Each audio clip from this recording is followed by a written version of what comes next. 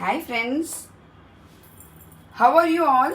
Welcome to my channel Art, Food and Life. இன்னைக்கு special. இன்னைக்கு என்ன பண்ண போறேன்னா ஆலு மட்டர் வித் பூரி. ஆலு மட்டருக்கு நான் இப்போ தயார் பண்ணி வச்சிருக்கேன். எல்லாம் இன்க்ரீடியன்ட்ஸ்லாம் ரெடி பண்ணி வச்சிருக்கேன். ஆலு மட்டர் ஃபர்ஸ்ட் பார்ப்போம் and then puri. Aloo matar with puri. It's a special dish for everyone. எல்லாருக்கும் ரொம்ப பிடிச்ச டிஷ். मैंने अभी बनाने वाली हूँ आलू मटर विथ पूरी. ஆலு மட்டருக்கு இன்க்ரீடியன்ட்ஸ்லாம் பாருங்கள். இதில் நான் 6 டொமேட்டோ, 3 வெங்காயம், பெரிய வெங்காயம், 6 பெரிய சைஸ் டொமேட்டோ, இது ரெண்டையும் அரைச்சி வச்சுருக்கேன். 6 பெரிய சைஸ் இன்க்ரீடியன்ட்ஸ் நான் டிஸ்கிரிப்ஷன் பாக்ஸில் எழுதுகிறேன். 6 tomatoes, 3 onion big size piece के रखी हूँ, ग्राइंड करके रखी हूँ, और 1 बिग साइज ऑनियन चिन्ह चिन्नदा नरकी वச்சிருக்கேன். बहुत छोटा छोटा टुकड़ा बना के रखी हूँ. बिग साइज ऑनियन 1 बारीक कटा हुआ है. சின்ன சின்னதா நறுக்கி வச்சிருக்கேன். இதில் பாருங்க, இந்த மாதிரி சைஸு, இந்த சைஸ் உருளைக்கிழங்கு, ரொம்ப சின்ன உருளைக்கிழங்கும் இல்லாமல் ரொம்ப பெரிய உருளைக்கிழங்கும் இல்லாமல். பெரிய உருளைக்கிழங்கு இருந்ததுன்னா நீங்கள் கட் பண்ணிக்கலாம். ஆனால் இந்த சைஸில் இருந்ததுன்னா ரொம்ப நல்லா இருக்கும். இது சூப்பராக இருக்கும், பார்க்குறதுக்கும் ரொம்ப நல்லா இருக்கும். அதனால் இந்த சைஸ் உருளைக்கிழங்கு நான் ஒரு 8 உருளைக்கிழங்கு எடுத்திருக்கேன்.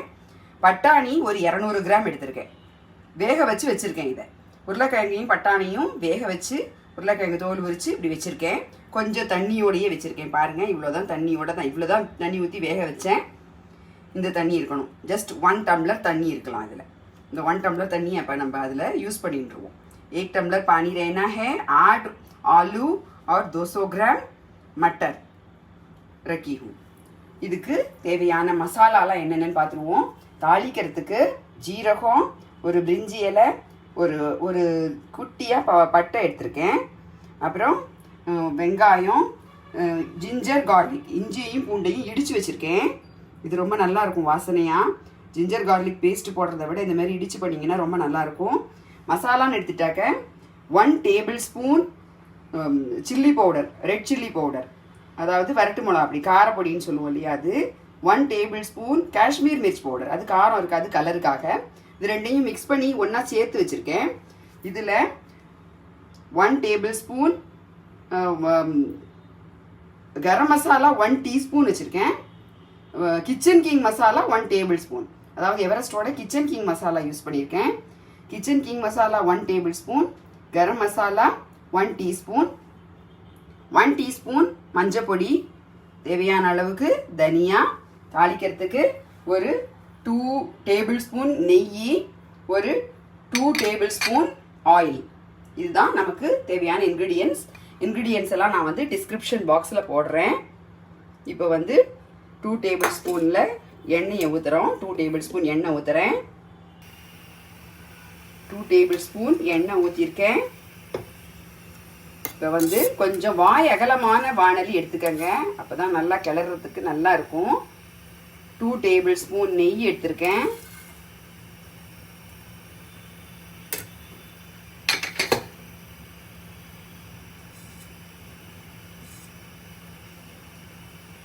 பாருங்க, எண்ணெய் நல்லா காஞ்சிருச்சு. இப்போ இதில் வந்து 1 டீஸ்பூன் ஜீராவும், இந்த பிரிஞ்சி இலை, அப்புறம் ஒரு குட்டி பீஸு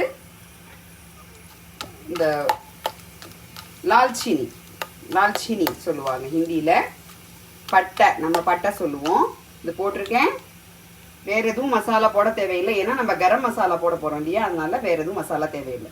बाकी कोई मसाला नहीं चाहिए क्योंकि हम लोग गरम मसाला डालने वाली हूँ, इसलिए और कोई मसाला नहीं चाहिए. இப்போ இது வந்து பொரிஞ்சிருச்சு. இப்போ வந்து வெங்காயத்தை போடுறோம்.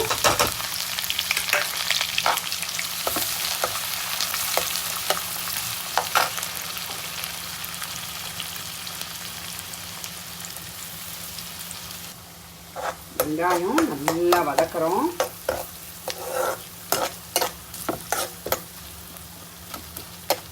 ஜாஸ்தி வந்து மசாலா சேர்க்க வேண்டாம் வெயில் காலத்தில். நான் அதான் கம்மியாக தான் எடுத்திருக்கேன் மசாலா. நான் வந்து கரம் மசாலாவும் 1 டீஸ்பூன் தான் எடுத்திருக்கேன். இந்த வந்து எவரெஸ்ட்டில் வந்து கிச்சன் கிங் மசாலான்னு கிடைக்கிறது, அது ரொம்ப ஜாஸ்தி அந்த ஒரு மசாலா ஸ்மெல் ஜாஸ்தி ஹார்டாக இல்லாமல் இருக்கும். அதனால தான் அது ஒரு 1 டேபிள் ஸ்பூன் எடுத்திருக்கேன். அது 2 தான் மசாலா எடுத்திருக்கேன். ஏன்னா ஜாஸ்தி மசாலா சேர்க்க வேண்டாம். இப்போ இதில் நான் என்ன பண்ண போகிறேன், இது ஜிஞ்சர் கார்லிக்கை நசுக்கி வச்சுருக்கேன் இல்லையா, அதை போட போகிறேன். நீங்கள் கார்லிக் பிடிக்காதவங்க கார்லிக் சேர்க்க வேண்டாம். பெரியவங்களெலாம் கார்லிக் சாப்பிட மாட்டாங்க. ஸோ அவங்களுக்குலாம் கார்லிக் வேண்டாம். இஞ்சி மட்டும் போட்டால் போதும். இஞ்சி போட்டால் நல்ல வாசனையாக இருக்கும். இஞ்சி ஜிஞ்சர் கார்லிக் போட்டு இந்த வாசனையே இந்த மசாலாவே போதும். மசாலாவே போடாமல் கூட பண்ணலாம். இருந்தாலும் இப்போ குழந்தைங்கள்லாம் கொஞ்சம் மசாலா வாசனை பிடிக்குங்கிறதுனால நான் பண்ணுறேன். நான்லாம் கூட இவ்வளோ மசாலா சாப்பிட மாட்டேன். எனக்கும் கார்லிக்கு மசாலா ஐட்டம்ஸ்லாம் நான் நிறைய சாப்பிட மாட்டேன். பட் வந்து குழந்தைங்களுக்கு பிடிக்குங்கிறதுனால நான் பண்ணுறேன். மற்ற பேருக்கு பிடிக்கும். பெரியவங்கெல்லாம் சாப்பிட மாட்டாங்க வீட்டில். பெரியவங்களுக்குலாம் நான் வந்து இஞ்சி மட்டும் போட்டு தான் பண்ணுவேன். வெங்காயம் பூண்டெல்லாம் பெரியவங்க வீட்டில் இருக்கிற பெரியவங்க சாப்பிட மாட்டாங்க. அதனால் அப்படியும் பண்ணலாம். मैंने अभी ऑनियन जिंजर गार्लिक डाली हूँ. तड़का लगा के अभी हल्दी पाउडर डाल रही हूँ. இப்போ பாருங்க மஞ்சப்பொடி 1 டீஸ்பூன் மஞ்சப்பொடி. மஞ்சப்பொடி உடம்புக்கு ரொம்ப நல்லது. அதனால் அதை முதல்ல போடுறோம்.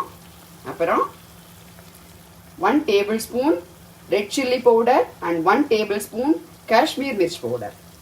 டோட்டல் 2 டேபிள் ஸ்பூன்ஸ். காரத்துக்காக ரெட் சில்லி பவுடர் நான் அதாவது 200 grams matar 200 grams green peas எடுத்திருக்கேன். அதுக்கேற்ற அளவுக்கு போடுறேன். காரம் வேணால் நீங்கள் கம்மியாக போட்டுக்கோங்க. காரம் சாப்பிடாதவங்க காரம் கம்மியாக போட்டுக்கலாம். இப்போ இதையும் நல்லா ஜஸ்ட் இதில் வந்து அந்த இது வாசனை இது போகிறதுக்கு பண்ணிக்கிறோம். இப்போ வந்து என்ன போட போகிறேன், மசாலாவை போடுறேன். Garam masala and Kitchen King masala. இப்போ என்ன பண்ண போகிறோம்னா இந்த அரைச்சி வச்சிருக்கிற விழுதை இதில் ஊற்ற போகிறோம். அடுப்பு சின்னதாக வச்சுக்கோங்க, இல்லைன்னா மூஞ்சியிலலாம் தெளிக்கும். Tomato onion 6 tomatoes and 3 onion big size. 6 tomatoes 3 onion. 6 tomato 3 onion போட்டிருக்கேன். தக்காளி 6 3 வெங்காயம் போட்டு நல்லா நைஸாக அரைச்சி வச்சுருக்கேன். நல்லா தண்ணி விடாமல் அதில் தக்காளியில் இருக்கிற தண்ணியே போரும். உங்களுக்கு தண்ணி துளி கூட விட்டுறாதீங்க. தண்ணி ஊற்றியெல்லாம் அரைச்சிடாதீங்க. தக்காளியில் தண்ணி இருக்கும். தக்காளி ஃபுல்லாக நான் வந்து 3 நாட்டு தக்காளி போட்டிருக்கேன். 3 இந்த நார்மல் தக்காளி போட்டிருக்கேன். பெங்களூர் தக்காளின்னு சொன்னேன் இல்லையா, அந்த தக்காளி பெரிய தக்காளி. ஸோ அதில் அந்த 3 நாட்டு தக்காளியில் புளிப்பு இருக்கும். ஸோ அந்த புளிப்பே போரும் உங்களுக்கு. இதில் தண்ணியெல்லாம் விடக்கூடாது. पानी नहीं डालने का. उसमें टोमेटो में जो पानी रहेगा ना उसी से ही बन जाता है. पानी नहीं डालने का, क्योंकि इसमें बॉईल करके रखी हूँ. इसमें 1 टम्लर का पानी है, वो इसमें डालने वाली हूँ. இதில் 1 டம்ளர் தண்ணி இருக்கு. நம்ம வேக வச்சு வச்சிருக்கிறதுலையே வந்து உருளைக்கிழங்கையும் பட்டாணியும் வேக வச்சு வச்சிருக்கிறதுல 1 டம்ளர் தண்ணி இருக்கு. அதனால நான் வந்து தண்ணி ஊற்றலை. இப்போ கொஞ்சம் லைட்டாக கொதி வரணும். கொதி வந்ததுக்கப்புறம் இதை போடுறோம். நம்ம கொஞ்சம் இந்த பச்சை வாசனை போகணும். இதில் இந்த தக்காளி வெங்காயம் இதெல்லாம் போட்டிருக்கோம் இல்லையா, அந்த பச்சை வாசனை கொஞ்சம் போனதுக்கப்புறம் நம்ம இந்த உருளைக்கிழங்கையும் இதையும் இதில் போட போகிறோம். இப்போ இது கொதிச்சிட்ருக்கு பாருங்க. இதை சின்னதாக வச்சு கொதிக்க வைங்க. இப்போ வந்து இந்த இந்த டொமேட்டோ அண்ட் ஆனியனுக்கு தேவையான உப்பு போடுறேன். அண்ட் இங்கே உருளைக்கிழங்கும் பட்டாணியும் வேக வச்சு வச்சுருக்கேன். உப்பு போடாமல் தான் வேக வச்சு வச்சுருக்கேன். இப்போ அதுக்கான உப்பு கொஞ்சம் போடுறேன். தனித்தனியாக அப்படி போட்டால் தான் கரெக்டாக இருக்கும். உப்பு அளவு கூட குறைச்சே போகாது. இப்படி நீங்கள் தனித்தனியாக போட்டிங்கன்னா உப்பு அளவு வந்து கரெக்டாக இருக்கும். இதுக்கு தேவையான அளவுக்கு தனியாக உப்பு போடுங்க, அதுக்கு தேவையான அளவுக்கு தனியாக उप போடுங்க. ये मैंने अलग अलग नमक डाली हूँ. इसका अंदर जो टोमेटो ऑनियन के लिए कितना है उसके सबसे नमक डाली हूँ, और आलू मटर के लिए कितना है उसके सबसे नमक डाली हूँ. இப்படி போட்டு நல்லா இது வந்து நல்ல பச்சை வாசனை போகிற வரைக்கும் ஒரு 2-3 மினிட்ஸ் நல்லா கொதிக்க விடுங்க. 2-3 மினிட்ஸ் நல்லா கொஞ்சம் மூடி வச்சு கொதிக்க விடுங்க. ஏன்னா மேலெல்லாம் தழுக்கு புழுக்குன்னு தெளிக்கும். அதனால் கொஞ்சம் ये पूरा ऐसा ढक्कन डाल के थोड़ा अच्छा से उबालने दीजिए. उसका वो स्मेल है ना निकलना चाहिए. तब तक थोड़ा उसका பக்கா தீஜியே. அது நல்லா கொதிக்கிறதுக்குள்ள இந்த மாதிரி பூரி மாவு நல்லா பிசைஞ்சு ரெடி பண்ணி வச்சுருக்கேன் நான். பூரி மாவு பார்த்தீங்கன்னா இவ்வளோ டைட்டாக இருக்கணும், லூஸாக இருக்கக்கூடாது. லூஸாக இருந்ததுன்னா பூரி மாவோட டிப்ஸு, பூரி மாவு கொஞ்சம் லூஸாக பிசைஞ்சிருந்தீங்கன்னாக்க நல்ல எண்ணெய் குடிக்கும். அதனால் பூரி மாவு நல்ல டைட்டாக இருக்கணும். பாருங்கள், துளி கூட கையில் ஒட்டவும் இல்லை, அதே சமயத்தில் நல்ல கெட்டியமாக பிசைஞ்சு வச்சுக்கோங்க. இதில் வந்து நான் என்னென்ன போட்டிருக்கேன், கோதுமை மாவு, கொஞ்சம் ரவை சேர்த்துருக்கேன், அவ்வளோதான், வேறு ஒன்றும் சேர்க்கலை. கோதுமை மாவு, ரவை சேர்த்துருக்கேன். பாருங்கள், கையில் துளி கூட ஒட்டலை. பாருங்கள், நல்ல டைட்டாக பிசைஞ்சு வைக்கணும். இந்த மாதிரி நல்ல டைட்டாக இருக்கணும். மாவு வந்து லூஸாகவே இருக்கக்கூடாது. லூஸாக இருந்ததுன்னா பூரா எண்ணெயை குடிக்கும். அதனால் இவ்வளோ டைட்டாக பூரி மாவை பிசைஞ்சு வச்சுக்கோங்க. பாருங்கள், நல்லா ஒரு 3 மினிட்ஸ் நல்லா கொதிக்க பாருங்கள். எண்ணெய் பிரிஞ்சு வருது பாருங்கள். நான் ஊற்றின எண்ணெய் நல்லா பிரிஞ்சு வருது பாருங்கள். இதுதான் फाइनल स्टेज। ये तो ऑयल है ना, निकल के आ रहे हैं, देखिए ना, यही फाइनल स्टेज है। अभी इसमें मैंने डालने वाली हूँ आलू मटर।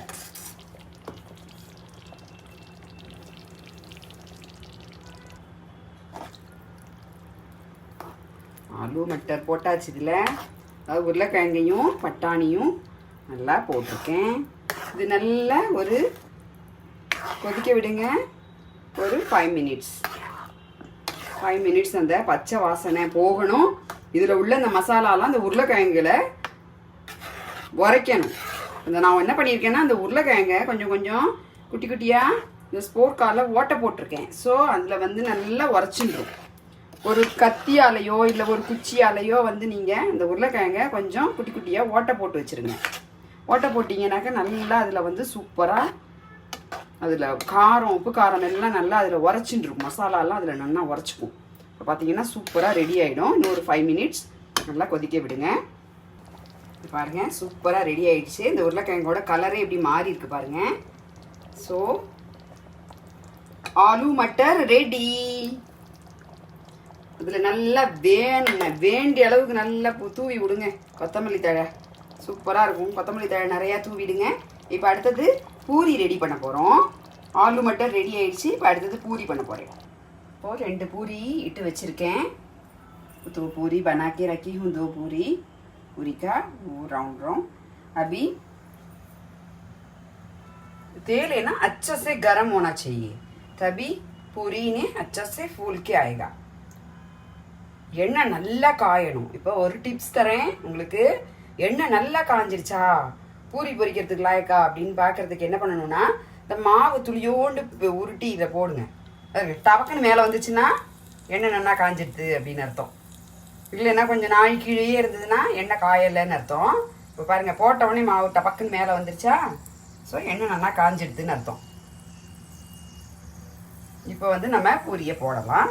எண்ணெய் நல்லா காயணும், அப்போ தான் பூரி நல்லா ஒப்பிண்டு வரும். இல்லைன்னா பூரி வந்து ஒப்பிண்டே வராது, பட்டையாயிடும்.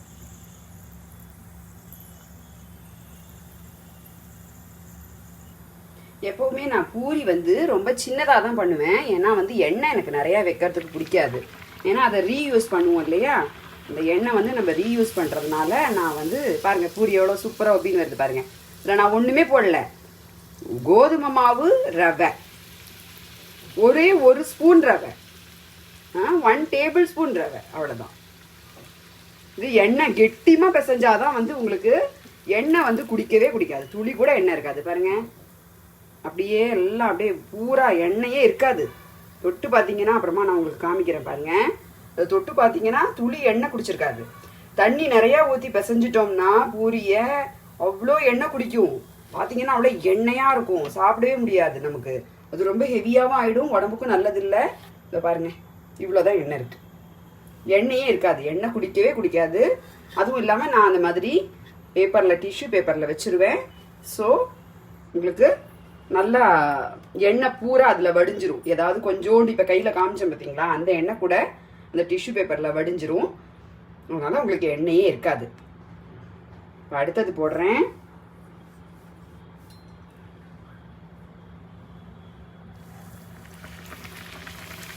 இது மாதிரி சின்னதில் வச்சிங்கன்னாக்கா உங்களுக்கு சூப்பராக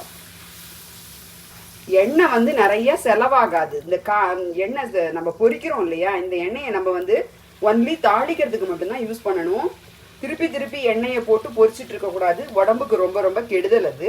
அதனால் நான் இப்போ வந்து பொரிக்கிறதுக்கு கடலை எண்ணெய் தான் யூஸ் பண்ணுறேன். ஸோ நீங்கள் என்ன எண்ணெய் வேணாலும் யூஸ் பண்ணிக்கோங்க, பட் கடலை எண்ணெய் யூஸ் பண்ணால் ரொம்ப நல்லா இருக்கும். கடலை எண்ணெயில் நம்ம சமையல் பண்ணி சாப்பிட்டோம்னா உடம்புக்கு ரொம்ப நல்லது. இப்போ சூப்பராக பூரி ரெடி ஆயிடுச்சு பாருங்கள். துளி கூட எண்ணெயே குடிக்கலை, வச்ச எண்ணெய் அப்படியே இருக்குது, துளி கூட எண்ணெய் குடிக்கலை. ஏன்னா நான் வந்து மாவை தண்ணி விடாமல் நல்லா தண்ணி கம்மியாக விட்டு கெட்டியமாக பிசைஞ்சிருந்தேன். 1 டேபிள் ஸ்பூன் ரவை போட்டு பிசைஞ்சேன். ஸோ பூரி ஒப்பியே இருக்கும். நீங்கள் எத்தனை நாள் வேணாலும் அந்த பூரி வந்து ஒப்பியே இருக்கும். ரவை போட்டு பிசைஞ்சா பூரி எப்போதுமே நல்லா ஒப்பியே இருக்கும், நல்லா இருக்கும். சூப்பராக பாருங்கள் எவ்வளோ சூப்பராக இருக்குன்னு. Aloo matar with puri ready. சாப்பிட்றதுக்கு வாங்க, செம டேஸ்டியா பாருங்க. ஆலு மட்டர் பூரி ரெடி. எல்லாம் பண்ணுங்க, சாப்பிடுங்க, என்ஜாய் பண்ணுங்க. ஏதாவது கமெண்ட்ஸ் இருந்ததுன்னா கமெண்ட் செக்ஷனில் போடுங்க. Please share my channel art food and life.